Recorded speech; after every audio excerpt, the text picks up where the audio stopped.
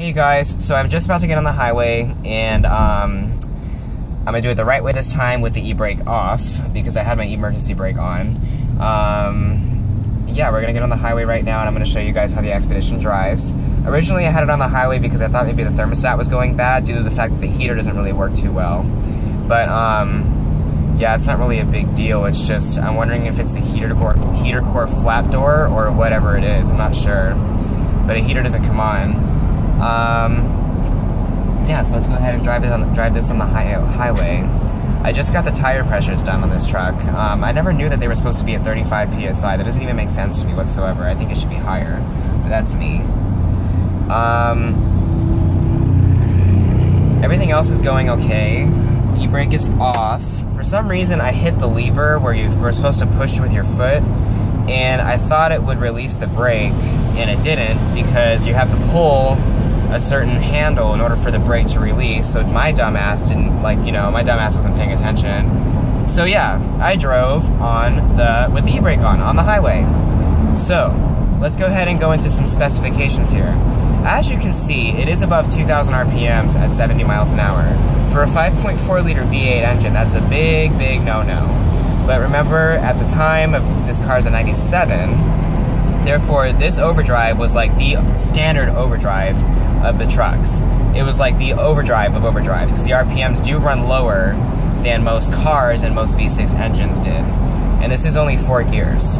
So, I mean, it's doing pretty good. The torque ratio, now I can feel it because, well, I don't have the emergency brake on. But otherwise, like, everything else is going pretty okay. It's just, just the heater thing is kind of annoying. But the tires are good, everything else is good on it. The Altima has not had no issues since its exhaust fix, so that's great. The Camry and my car are going in 2 weeks for the thermostat on hers, and for mine, the power steering hose. One thing to note about, where was I going with this?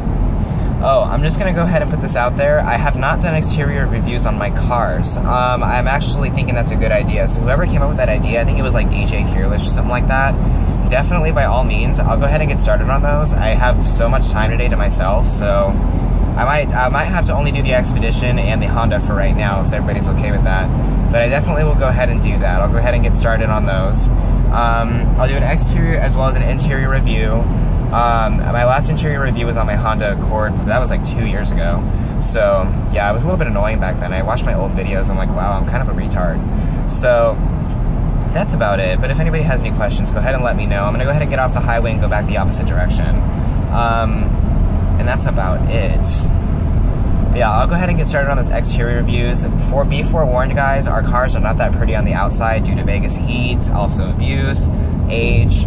So if y'all are gonna get snappy with me, don't, don't, because I will go ratchet and kick your ass.